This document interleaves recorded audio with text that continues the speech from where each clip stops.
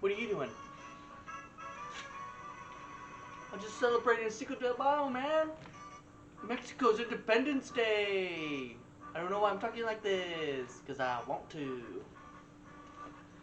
You do realize Cinco de Mayo isn't the day of independence for Mexico, right? That was like 30 years before Cinco de Mayo. What are you talking about, Holmes? You mean, then why do we celebrate Cinco de Mayo Day? It's an excellent question. Let's find out.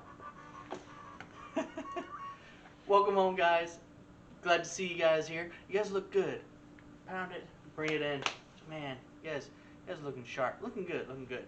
So, I wanted to we'll go ahead and just put that in the background. Be a little smooth. So, as you know, today is Cinco de Mayo, or in Spanish, May 5th. Wow. Mind-blowing. And so, I don't know, it's been interesting to see how many people have thought that this is a day for, well, Mexico's Independence Day, which I'm not sorry to say, but to inform you correctly, it is not.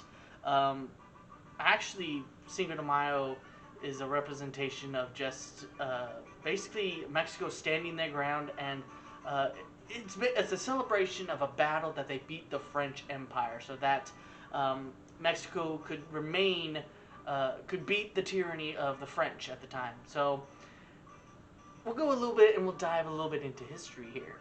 So what happened was that Mexico was in a bit of a bind. They were in a lot of debt, needed money desperately.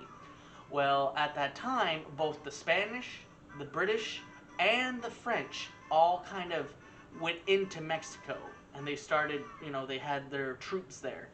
So Mexico started to basically, they started to negotiate, we'll say.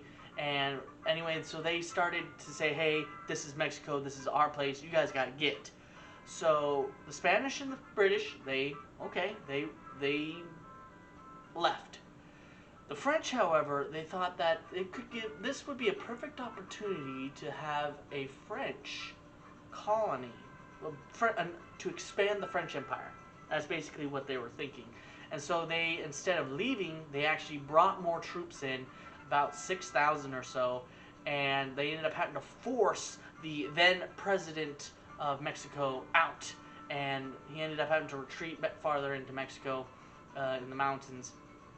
And so what this is mainly just it's a celebration of the Mexican people taking a stand against French tyranny and saying, no, this is Mexico, get out.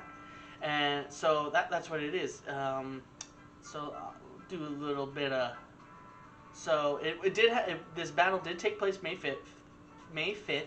That's why we celebrate it. But it was in 1867, which again, so if you guys want to know exactly when so September 16th was the Independence Day for Mexico in 18... No, it wasn't 1810. It was 50 years before the Battle of Puebla, or Puebla. That's the battle that we celebrate on Cinco de Mayo, against the victory over the French. I know I'm kind of jumping places, I'm sorry. So this battle took 50 years after independence of Mexico. So this is not a celebration of Mexico's independence. It is just a celebration of Mexican triumph over French tyranny, basically. And it's just a celebration of the Mexican people, of how they were severely outnumbered. It was 7,000, let me look up real quick. It was like 7,000 French, led by a very, very good, well-known general, against like 3,000 Mexicans. 6,000 French troops under General Charles Latrell Lorenzes. I'm sorry, I don't know. I completely butchered that. And it was the attack at Pueblo de Los Angeles. Cool, I didn't know that actually. and against 2,000 loyal men of the president, who actually, real quick, who is the president? We will look real quick. Cinco de Mayo. Benito Juarez, a lawyer and a member of indigenous Zapotec tribe. He was elected president. So he was pushed out, and so he got 2,000 loyal soldiers to defend this Pueblo. I really hope it's Pueblo. If it's not, I apologize. Anyway, and they were actually to completely repel the French, rather astoundingly.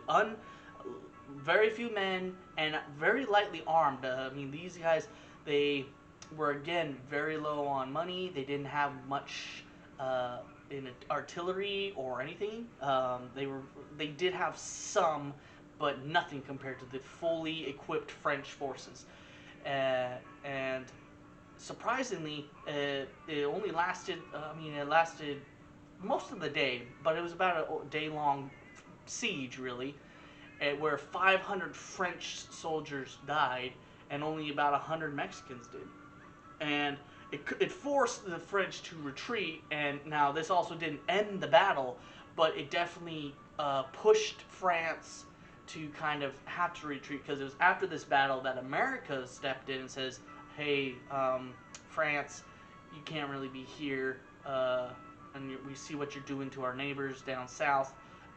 You're going to have to get. And eventually they did go off. So this, needless to say, it was a very important and a very significant battle, but it's not, again, not the independence of Mexico. That was much earlier than this, but it is still a fantastic time to celebrate, because it is about endeavoring against the odds. It is triumph over evil, even though really, yes, and even though after that there's some questionable things, but anyway, it's still the triumph, victory over evil, and it's a great time to celebrate. Besides, we always need something to just celebrate in this time and age. I mean, everything is so gloomy now. We gotta look at the positives. Like, yes, look at what we did. We were able to do this, and it's a great reminder today of, even when we are against odds today, we can beat the odds. We can come up and we can become victorious and send something which is seemingly impossible and come out on top. Stand victorious. Kind of like how in the Word it says, stand victoriously in Christ. But anyway, I digress.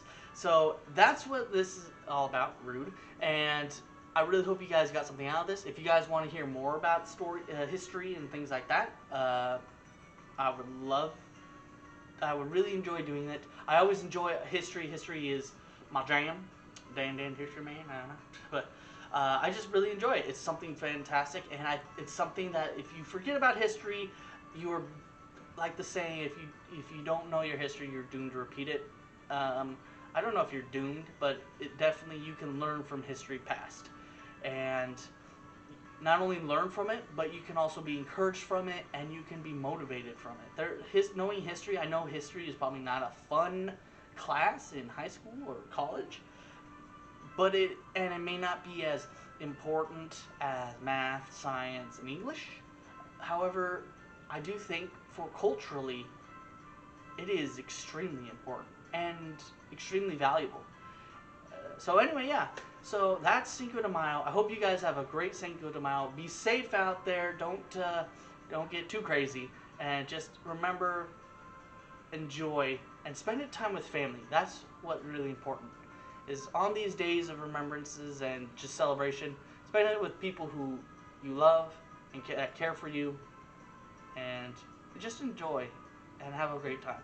So I'll see you guys next time. You guys have a good one. I love you. He absolutely loves you.